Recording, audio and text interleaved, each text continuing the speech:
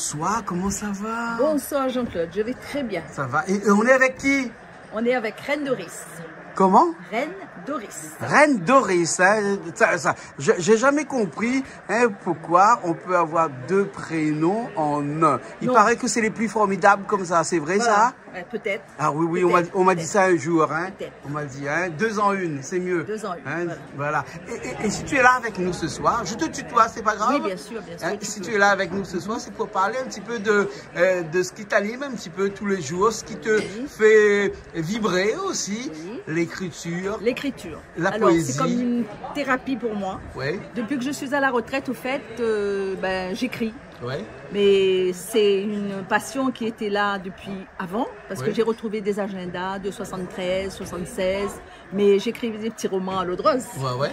Mais aujourd'hui, j'ai repris quelques poésies que j'avais écrites avant, et j'ai amélioré un petit peu.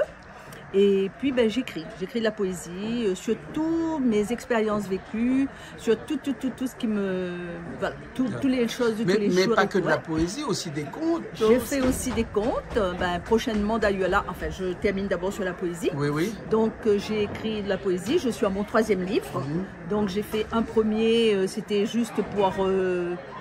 un essai. Hein, j'étais un peu encouragée par tous mes amis, par la famille et tout. Donc j'ai écrit un premier livre, j'ai intitulé Rien ne vaut l'expérience. Là-dedans, il y avait vraiment tout ce que j'ai vécu, de bon, de mauvais. C'était vraiment une autobiographie tout presque à mon ressenti, oui, avec mon ressenti, avec tous les coups que j'ai gagnés dans la vie, tout positif, négatif, tout est sorti. Le deuxième, je l'ai baptisé Brin de sagesse, peut-être parce que c'était un petit peu plus sage, j'avais éliminé tout ce qui me pesait, tout ce que j'avais dit. Et le troisième, je l'ai intitulé Éclat d'amour. Ah d'accord, ça va toujours crescendo avec toi comme ça. Voilà. Toujours. Voilà. Oui. Et là maintenant, je suis en train de travailler sur un recueil de contes pour enfants. Je vise toujours le public, les enfants de CM2, de CM2, parce que pour moi, je pense que la transition entre l'élémentaire et le collège est importante. Et aujourd'hui, comme il n'y a plus d'instruction civique à l'école, donc je trouve que les enfants sont un peu largués. Donc si tu veux, j'écris un recueil de poésie, mais ce n'est pas des contes Père Cal, Grand-mère Cal, tout ça, c'est des contes avec une leçon de moralité.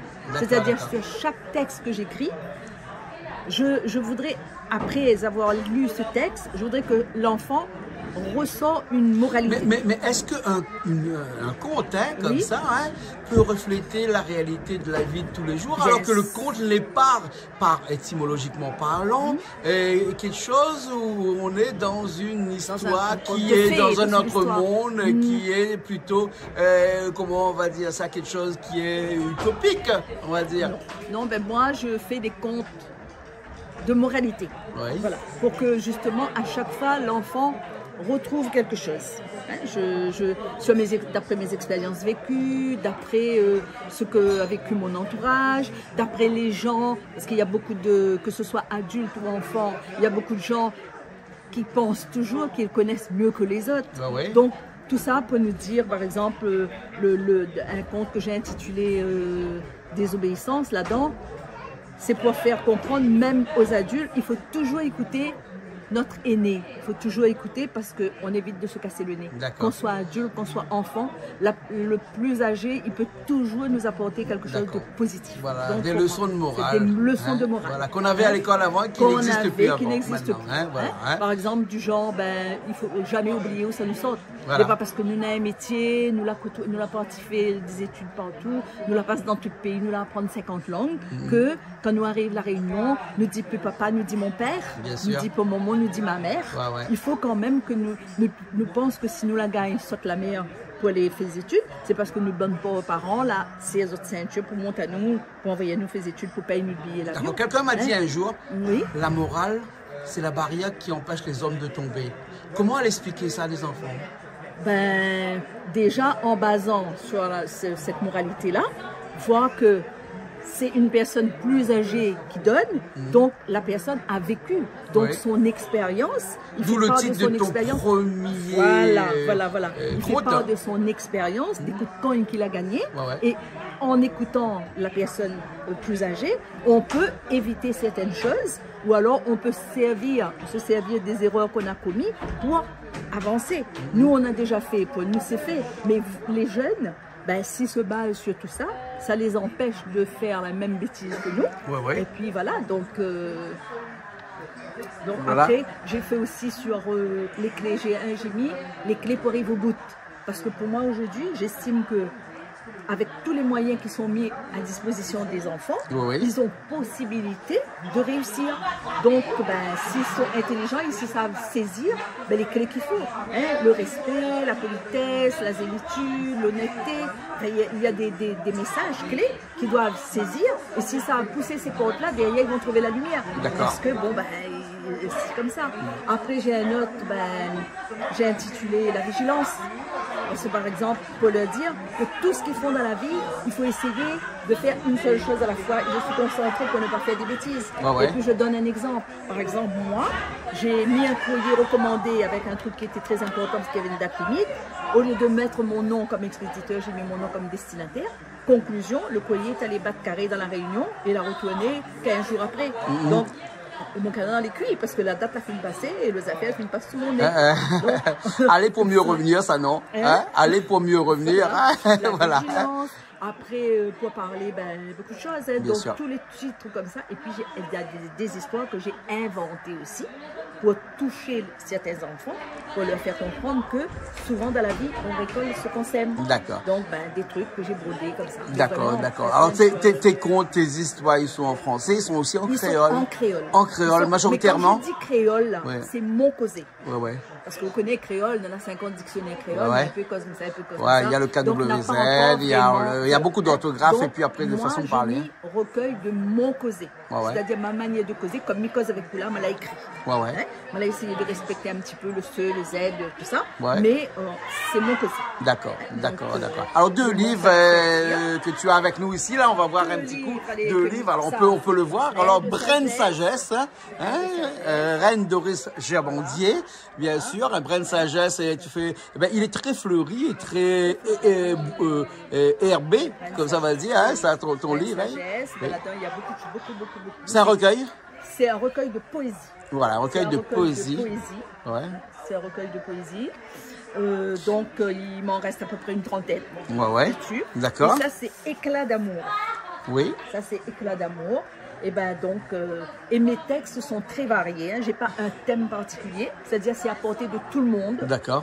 Donc c'est très varié. Je parle du tout, je parle de la vie, des expériences que j'ai vécues, plein de choses. D'accord.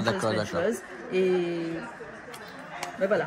Où on peut retrouver tes recueils? On peut me retrouver mes recueils. Celui-là, je vais le déposer à la librairie autrement. Mais en principe, je les garde avec moi. D'accord. Je les garde avec moi. Pour me retrouver, donc il faut appeler le 06 92 67 34 37. D'accord.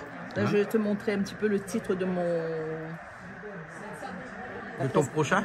De mon prochain, oui. De mon prochain... Ton troisième? De mon quatrième. J'ai déjà trois comme ça. Donc c'est l'autre, c'est Rien ne vaut l'expérience, que je n'en ai plus, malheureusement. Et là, j'ai alors la couverture. Ça va s'intituler Marmaille, allons change manière. Voilà, d'accord. Ok. Voilà, Marmaille, allons change manière. Alors, il nous reste une minute et demie, et pour parler d'un petit fond de cœur que tu as écrit pour Canal Austral. Un petit fond de cœur. Un petit fond de cœur. En plus, tu l'as encadré et tout. Il est magnifique. Canal Austral. Alors, ça dit quoi là-dedans? Marmaille, moi, il est content, mais on rêve, il réalise. À soir, dans le studio Canal Austral, moi, les assise. La joie, il bouillonne dans le fond mon cœur. Mon bouche, il reste ouvert tellement moi, les fier. Rencontre là, il permet à moi de trouver un dallon de cœur, Jean-Claude. Et maman, il fait toutes affaires avec le cœur. Il partage la cuisine, la musique, il est gabier dans tout domaine. C'est un maman, il a le cœur sous la main.